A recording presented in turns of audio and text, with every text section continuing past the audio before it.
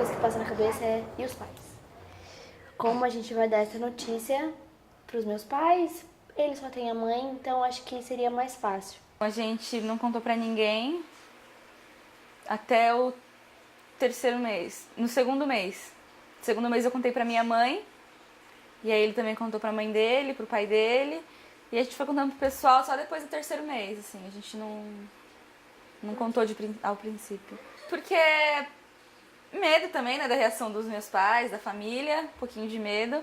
E as mães não gostaram, já os pais ficaram super felizes, que era o nosso medo era contar pro meu pai, mas acabou que os pais ficaram super felizes e as mães ficaram muito putas.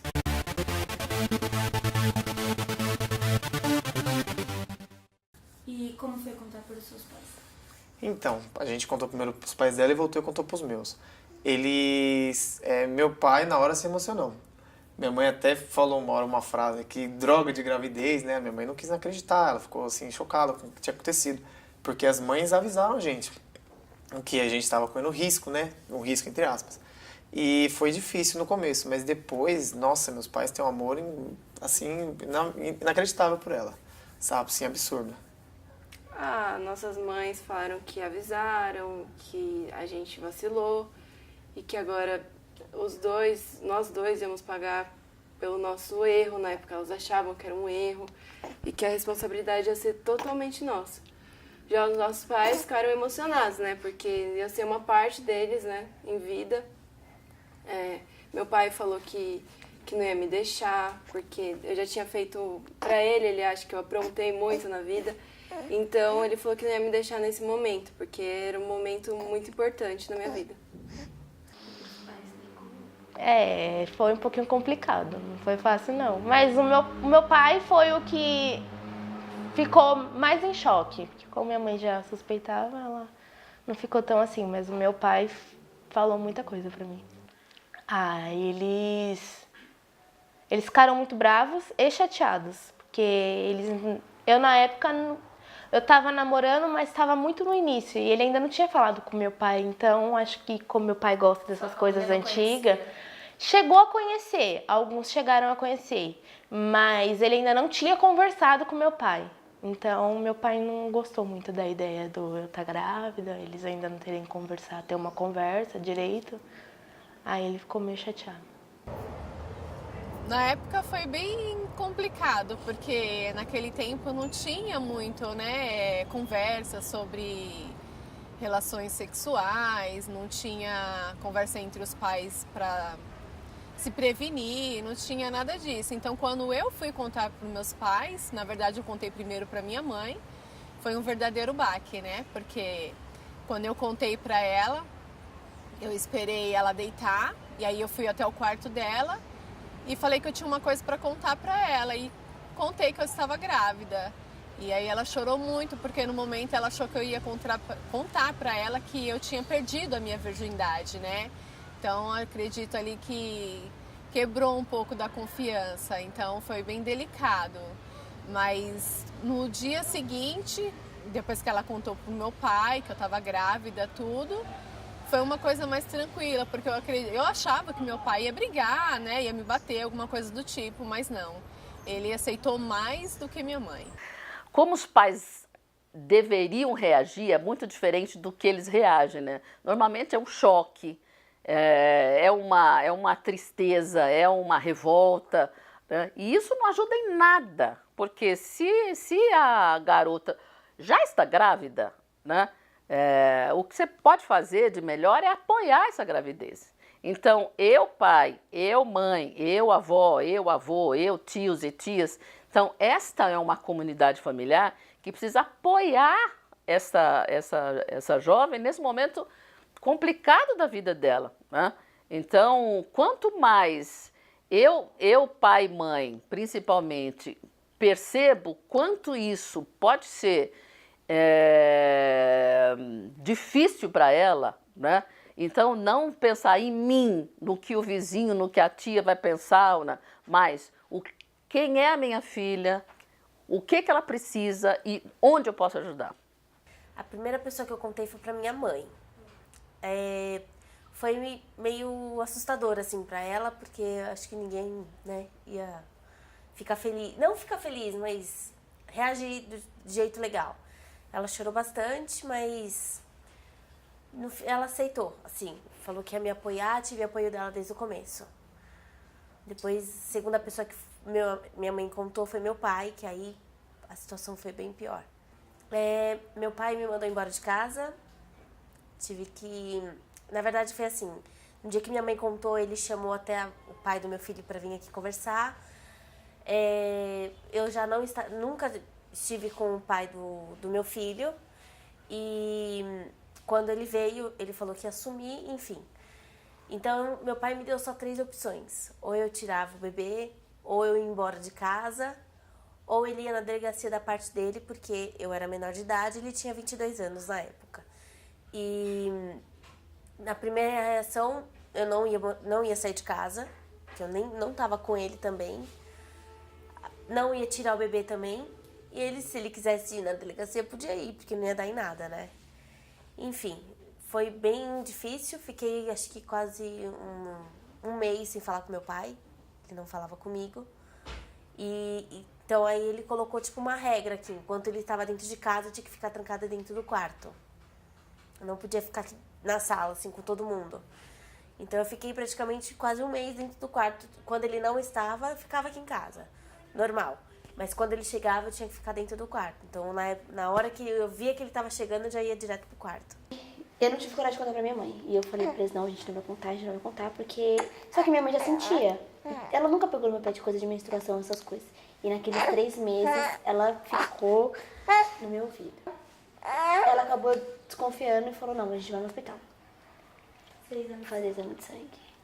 A gente foi no hospital, foi no laboratório. E ela já estava conformada, né? Brigou, meu Deus, ela falou. Mesmo antes de saber. Aí quando ela soube, ela falou, não tem mais o que eu fazer. A partir de agora é vocês dois. E o que eu puder ajudar, eu ajudo. Só que quem toca a vida agora é vocês. Bom, meu pai, a gente escondeu também muito tempo. Só que eu acho que eu publiquei alguma coisa na rede social e ele descobriu. Ligou pra minha mãe e perguntou, a Camila tá grávida? Aí ela olhou pra minha cara e falou assim, que eu saiba não. Ela não jogou a culpa pra ela, né? Ela quis agir como se eu tivesse não tivesse contato pra ela. Aí, no mesmo dia, chorei muito, fiquei desesperada, porque eu sempre fui a princesinha do papai, né? Imagino pra ele como foi uma decepção.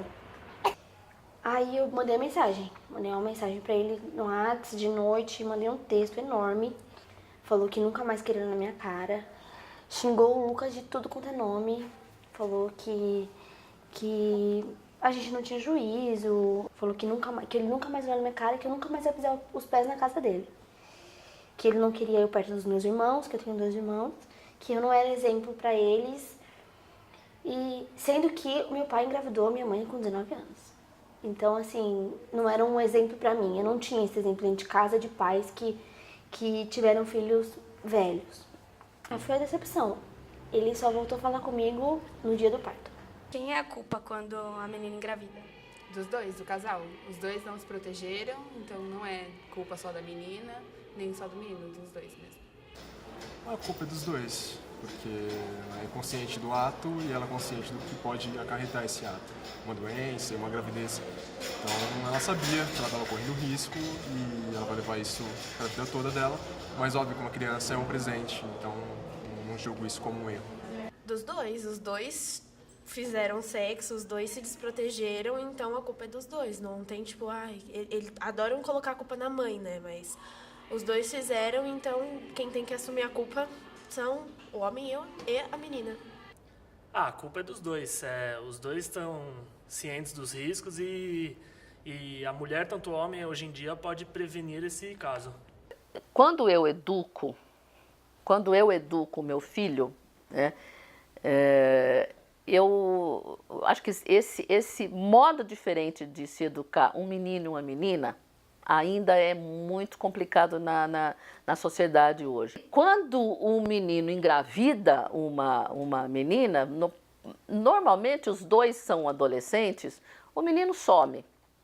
A família desse menino não apoia a menina. Eu acho isso inadmissível. Vamos dizer, quando eu educo um filho, independente de ser menino ou menina, então o respeito, né, o respeito pelo outro, eu acho fundamental. E a responsabilidade pelo que eu faço.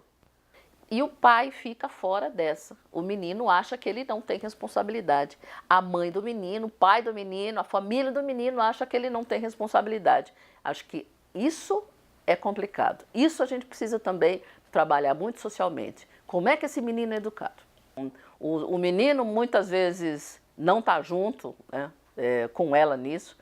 Então ela se sente muito sozinha. Você imagina uma adolescente se sentindo sozinha nesse momento tão difícil da vida dela. A maior dificuldade foi criar o Ricardo, não sozinha, né?